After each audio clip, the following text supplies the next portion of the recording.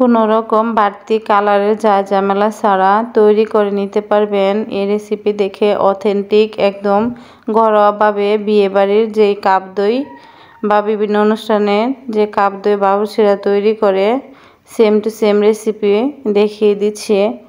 আসসালামু আলাইকুম, hi everyone, কেমন আছেন সবাই? আশা করি যে যেখান থেকে ভিডিওটা দেখছেন আল্লাহর অশেষ রহমতে ভালো আছেন। তো আজকে তৈরি করে দেখাবো ক্যারামেল দই, যেটা কোনো রকম রং বা দুধের গোটা মিশানো লাগে না। এটা ঘরে আপনি অথেন্টিকভাবে একদম চিনি দিয়ে কালার অ্যাড করতে পারবেন। তার জন্য প্রথমে আমি একটা হাঁড়িতে 4 লিটার দুধ গরম করে নিচ্ছি। নিয়ে দুধটা নামিয়ে আরও একটা হাঁড়ি আমি চুলাতে বসিয়ে দিলাম। এর মধ্যে দিয়ে দিচ্ছি 3 ফুট কাপ চিনি। আমার এই কাপটা ছিল 125 গ্রামের কাপ। যদি আপনারা 250 গ্রামের যে কাপটা ওইটা ব্যবহার করেন তাহলে একবারে দিতে পারবেন, যার কারণে আমি 2বারে দিয়ে দিলাম চিনিটা।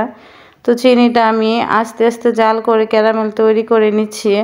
এই কাজটা অবশ্যই চুলার আঁচ মিডিয়াম রেখে করবেন আস্তে আস্তে, যাতে চিনিটা পুড়ে না যায় বা ক্যারামেলটা তিতো হয়ে না যায়। তো দেখেন আমি ক্যারামেলটা খুবই মিডিয়াম একদম লো হিটে করে নিচ্ছি। আর ক্যারামেলের কালার অলরেডি চলে এসেছে, আরও কিছু ডার্ক কালার করা পর্যন্ত আমি অপেক্ষা করব।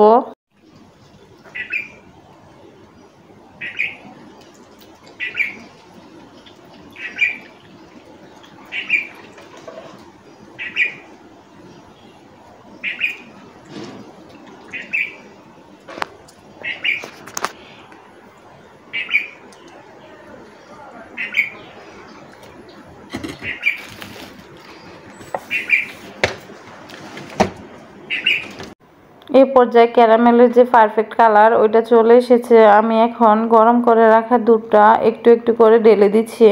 প্রথম অবস্থায় পুরোটা দুধ দিতে যাবেন না, না হয় ছিটকে গায়ে পড়তে পারে। এটা একটা রিস্কি কাম। যেহেতু ক্যারামেলটা অনেকটা গরম আছে, এর মধ্যে আস্তে আস্তে দুধটা অ্যাড করে দিবেন। আমি একটু দুধ দিয়ে প্রথমে মিশিয়ে নিচ্ছি ক্যারামেলের সাথে। এখন বাকি যে দুধটা ওইটাও অ্যাড করে দিচ্ছি।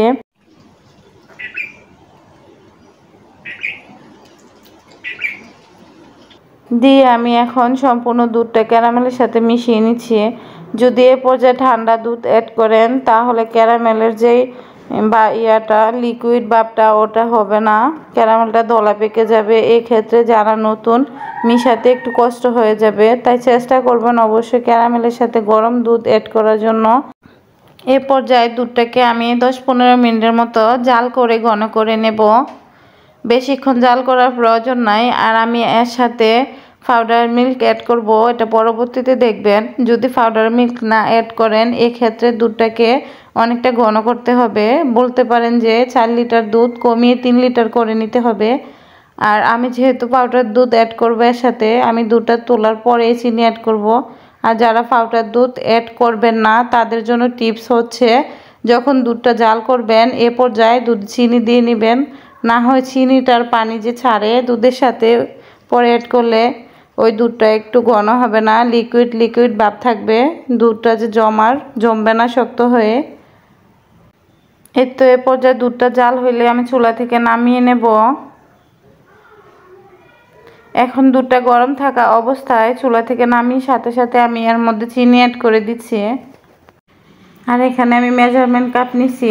চিনি যেই ক্যারামেল তৈরি করছি 125 গ্রাম কাপটা, ওইটাই আবার সেম কাপটা এখানে ব্যবহার করছি। আমি একই কাপে আমি 4 কাপ চিনি দিয়ে দিচ্ছি, যা গ্রামের মাপ হিসাব করলে 500 গ্রামের মতো। প্রায় আমি 4 লিটার দুধে হাফ কেজি চিনি দিচ্ছি। আপনারা চাইলে মিষ্টিটা বাড়িয়ে কমিয়ে দিতে পারেন। আমি সর্বোচ্চ মিষ্টিটা দিচ্ছি এর মধ্যে। আর আপনারা চাইলে যারা মিষ্টি কম খান, যাদের ডায়াবেটিক্সের সমস্যা আছে, তারা অবশ্যই কম চিনি দিবেন। তো চিনিটা দেওয়ার পরে আমি ভালো করে চিনিটা মিশিয়ে নিচ্ছি। যতক্ষণ না চিনিটা গলে যায় ততক্ষণ পর্যন্ত এভাবে চিনিটা মিশাতে থাকবেন। আর এর মধ্যে দেখবেন দুধের মধ্যে ফেনা ফেনা ক্রিয়েট করছে। আর যখন ফেনাটা উঠবে তখন বুঝবেন যে দই বসানোর জন্য এই দুধটা পারফেক্টভাবে একদম কুক হয়েছে। চিনিটা মেশানো হলে আমি এ পর্যায়ে দুধেরও তাপটা কমে যাবে। এর মধ্যে অ্যাড করে দেব পাউডার মিল্ক। অবশ্যই দুধের যে হাই ফ্লেমের গরমটা ওইটা একটু কমানো লাগবে বাটার মিল্ক অ্যাড করতে। আর আমি এখানে স্টারশিপের বাটার মিল্কটা নিছি, এটা আমি মেজারমেন্ট কাপে 1 কাপ অ্যাড করে দিচ্ছি। এটাও ছিল 125 গ্রামের কাপ, আর 2 কাপে হচ্ছে 250 গ্রাম, মানে 250 গ্রামের কাপে আমি 1 কাপ দুধ দিছি টোটালি। চাইলে আপনারা আর কমও দিতে পারেন। আমার কাছে মনে হয় পাউডার মিল্ক বাড়িয়ে দিলে দইয়ের স্বাদটা একটু বাড়ে, তার জন্য আমি বেশিয়ে দিলাম। এখানে যদিও এতটা দুধ প্রয়োজন হয় না। আর আপনারা চাইলে তার থেকেও সহজ পদ্ধতি হচ্ছে দোকানের যে 10 টাকার প্যাকেটগুলো দুধের পাওয়া যায়, ওইগুলো আপনারা প্রতি লিটারে 2 প্যাকেট করে দিতে পারেন। 1 প্যাকেটে 10 গ্রামের মতো থাকে। আমার মনে হয় প্রতি 1 লিটার দুধের মধ্যে 10 গ্রাম না 20 গ্রাম পাউডার দুধ বেস্ট হয় পারফেক্টভাবে। তো আপনারা চাইলে ওই দুধটা অ্যাড করতে পারেন প্রতি লিটারে 2 প্যাকেট করে। তো দুধটা অ্যাড করা হইলে এ পর্যায়ে কুসুম গরম থাকা অবস্থায় আমি এখানে জোরনের জন্য এক্সট্রা একটা দই এর সাথে অ্যাড করে দিচ্ছি। এখন ভালোভাবে দইটা আমি দুধের সাথে মিশিয়ে নিচ্ছি। এ পর্যায়ে অনেকটা সময় নিয়ে দইটা মিশিয়ে নেবেন। আর মিশাতে এটা নজর রাখবেন যে দুধটা একদম যাতে ঠান্ডা না হয়ে যায়, কিছুটা যাতে হালকা গরম থাকে, না হয় দইটা জমবে না।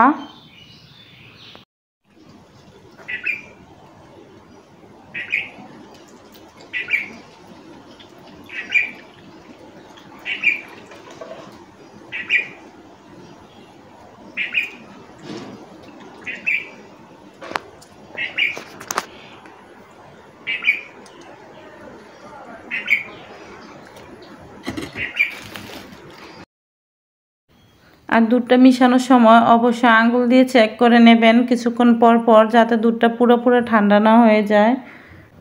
আর আমার ভিডিওগুলো যদি আপনাদের কাছে ভালো লাগে, কোনো উপকারে আসে, তাহলে দয়া করে আমার চ্যানেলটা যারা ইউটিউব থেকে দেখছেন একটা সাবস্ক্রাইব করে দিবেন। আর যারা ফেসবুক থেকে দেখছেন অবশ্যই দয়া করে একটা লাইক কমেন্ট একটা ফলো দিয়ে দিবেন। ধন্যবাদ সবাইকে ভিডিওটা দেখে আমার পাশে থাকার জন্য।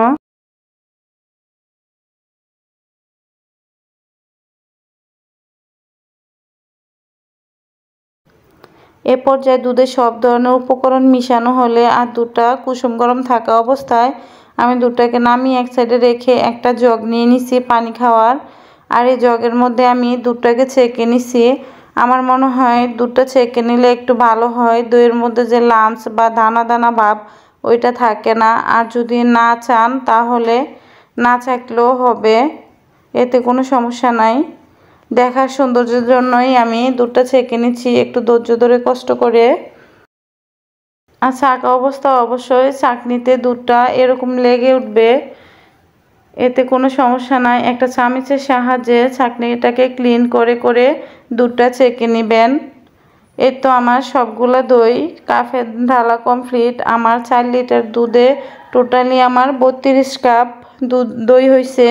আর যদি এর সাথে পাউডার দুধ অ্যাড না করতাম হয়তো আমার এর থেকে আরও 8-10 কাপ দই কম হইতো। তা আমি এখানে এরকম একটা কার্টন নিয়েছিলাম, যে বিস্কিটের কার্টনগুলো, ওইগুলো আমি কেটে এর উপরে ঢাকনা দিয়ে উপরে কাঁথা বা কম্বল দিয়ে আমি ডেকে দিচ্ছি। এ ছিল আজকের রেসিপিটা। যদি রেসিপিটা ভালো লাগে বাসায় অবশ্যই ট্রাই করবেন।